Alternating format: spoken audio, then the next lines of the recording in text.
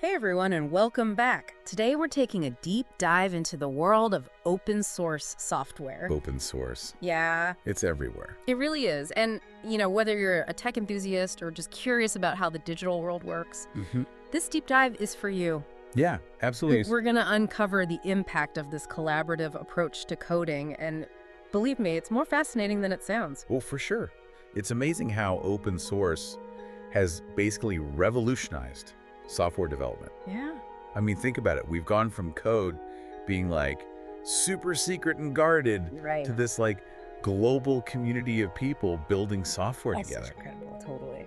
So we've got a bunch of awesome research and articles here Oh, that we'll be wow. breaking down for you. good. And I think a great starting point would be Okay. to kind of understand how these open source licenses actually work. Yeah, licenses are key. A good example is the MIT license.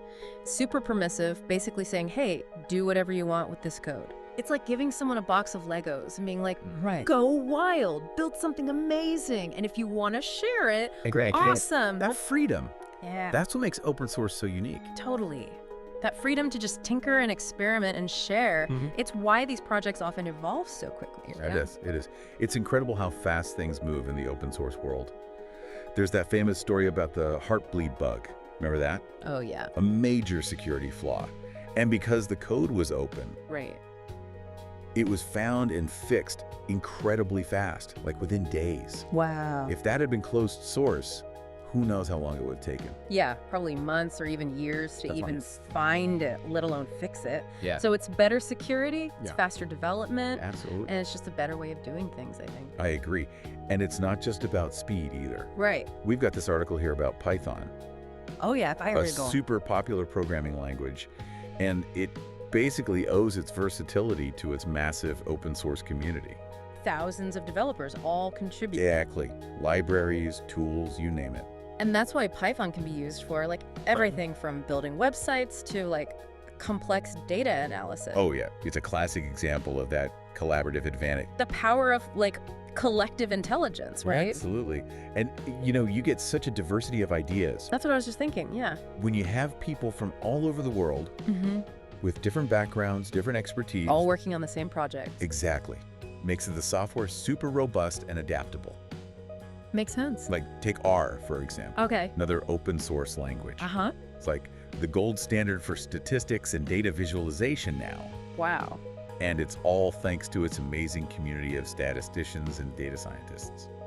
It's really cool how open source empowers developers at all levels too, right? Oh yeah, totally. Like someone just starting out can jump in, contribute, and gain real-world experience working alongside, like seasoned pros. It's an incredible learning opportunity. And it makes the tech world so much more inclusive and accessible. Absolutely. So it's not just building better software, it's about building a better tech community. I love that. Yeah. It's like this global classroom where everybody's learning and teaching at the same time. It is, yeah.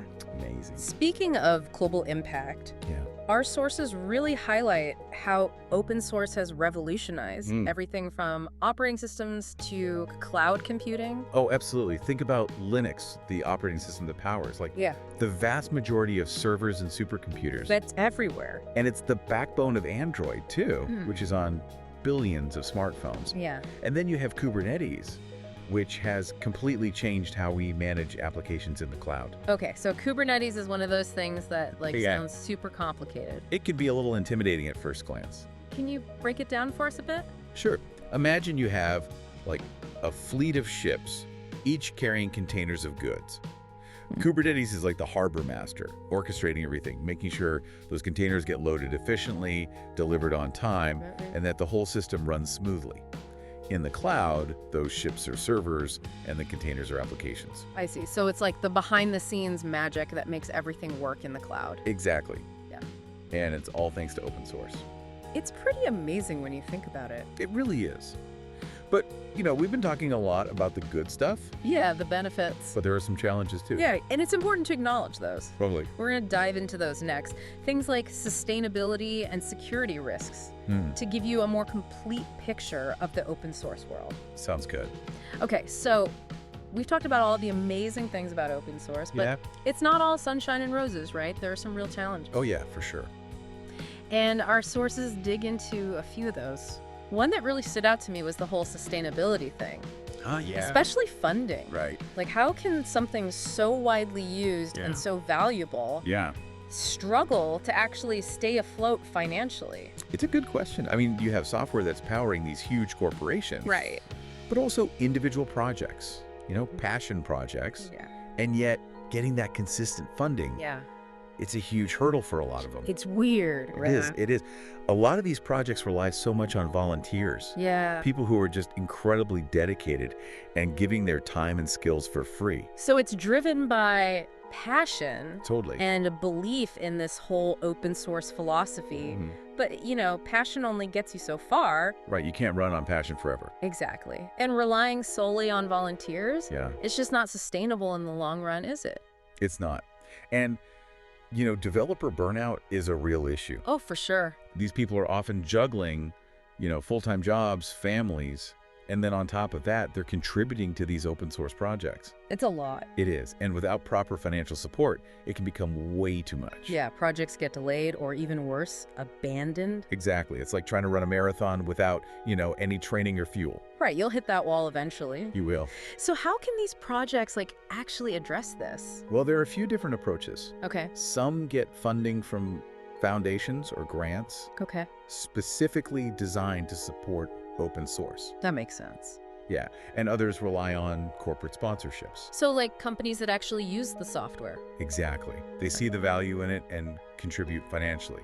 I mean, if a company relies heavily on a specific project, Yeah. it's in their best interest to invest in it, right? Absolutely. It's a symbiotic relationship. Totally. And then there's also this dual licensing model Oh, yeah, that's an interesting one. where they offer a commercial version with extra features or support. Alongside the free open source version? So they can actually generate revenue, Right. but still stay true to those open source principles. Exactly. It's about finding that balance. That sweet spot. Yeah. Now, another challenge that came up in our research Okay. was managing the community itself. Oh, yeah, that could be tricky. Especially with these large, diverse groups of contributors, It's like herding cats sometimes. but on a global scale. Right. With every cat having its own strong opinions. And coding styles. Exactly. Yeah. And different levels of experience. Yeah, so navigating those disagreements Yeah. and making sure everyone feels heard. It's essential. It is, yeah. And it requires really good communication, And clear decision making. for sure. Okay, so another big one that we need to talk about Mhm. is the potential for security risks Yeah. and compliance issues, Right. which seems kind of ironic, right? It does a little bit. Something so transparent and open to scrutiny Yeah. could also be vulnerable. It's a double-edged sword, definitely. So the transparency allows for greater security scrutiny, It does. but it also means that any vulnerabilities, Yeah. they're out in the open for everyone to see, including the bad guys. Right. So it's a constant race To find and fix them. before they can be exploited. Okay, and then there's the whole reliance on third-party libraries and dependencies. Oh, yeah. That's a big one. So these open source projects, they often incorporate code from other projects, They do? and that can introduce vulnerabilities Absolutely. If those dependencies aren't properly vetted, or kept up to date. it's like building a house with pre-made components. Right. If one of those components has a flaw. The whole house is compromised. Exactly. So meticulous dependency management, Mm-hmm. regular security audits, Super important. staying on top of patches. All crucial. Okay, and what about compliance issues? Yes, compliance. Where do those fit in? Well, complying with those open source licenses Yeah. is absolutely essential. To avoid any legal troubles. Exactly. Each license has its own specific terms and conditions. Right. And failing to comply with those, Can lead to all sorts of problems. it can. Copyright infringement, legal headaches, you name it. So it's not just about the code itself, Nope. it's about understanding the legal framework around it. Absolutely. Okay, so we've explored the good, Mm. the bad, Yeah. the challenges, but what about the future? Where is all this headed? That's the exciting part. It is, and that's what we're going to talk about next. Sounds good. All right, so we've gone deep into the world of open source, the good, the bad, the challenges. Yeah. But now, the big question. That is next. Exactly. What does the future hold for this whole movement? Well, I think it's safe to say the future of open source is Yeah. looking pretty bright. It seems like it's going to play an even bigger role as technology keeps advancing. Oh, absolutely. We're seeing it pop up everywhere. especially in these emerging fields like cloud computing, edge computing, AI. It's like open source is becoming the foundation for all this cool new tech. It really is. We talked about cloud computing earlier. Nice Kubernetes and all that. Exactly. And it relies heavily on open source software for pretty much everything. From managing the infrastructure to actually developing the applications. And then you have edge computing, which is this whole other Yeah, it's still kind of new, right? It is. It's basically about processing data closer to the source. Yeah. Like on your phone or other devices. Okay, so instead of sending all that data to a giant data center, Right. it gets processed right there on the device. Exactly. And open source is making that possible. So it's like making our devices smarter and more efficient. And faster, too, because you're not waiting for data to travel back and forth. That makes sense. And then there's AI, which is, Oh, yeah, AI is huge right now. it is. And open source has played a massive role in making it accessible to everyone. How so? Well, think about these frameworks like TensorFlow and PyTorch. They're used to build and train these really complex machine learning models. Right. And they're open source, so anyone can use them. So you don't need access to like Yeah. some crazy expensive supercomputer. Exactly.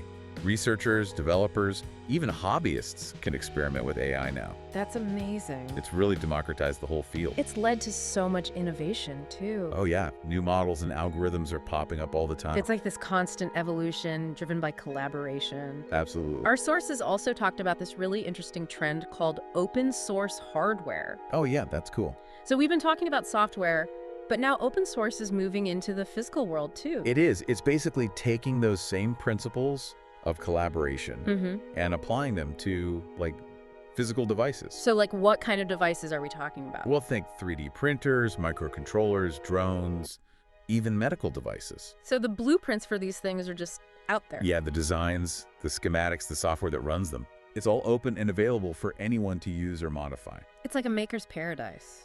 It really is. It empowers people to create and innovate in ways that weren't possible before. Okay, so open source is getting bigger. It's impacting more than just software. Mm-hmm. How are companies reacting to all of this? It seems like there could be some tension there, right? Well, you might think that, but actually, a lot of companies are embracing open source. They are. Yeah, they're realizing it's not a threat, it's an asset. Because it's high quality, it's well tested, and it's free to use. Exactly.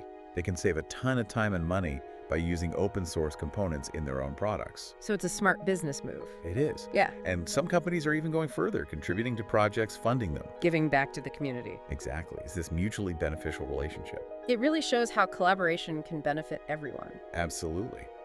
So, we've covered a lot of ground in this deep dive. We have. From the core principles of open source So the challenges. to the incredible possibilities for the future. It's been fascinating. It really has. And what strikes me is how open source, it's not just about technology. Right. It's a way of thinking, a philosophy of sharing and collaboration. And that's what makes it so powerful, I think. I agree. It has the potential to change so much more than just software. It makes you wonder, how could these principles be applied in other fields? Exactly. Imagine open source science, open source education. It's a really inspiring thought. It is. It's a future worth working towards. So to all our listeners out there, Yeah. if you're intrigued by what you've heard, go explore the world of open source. There's something for everyone. Find a project that interests you. Contribute your skills, your ideas. Be a part of this amazing community. Who knows? You might just spark the next big innovation. You never know. Until next time, keep your minds open and keep those connections strong.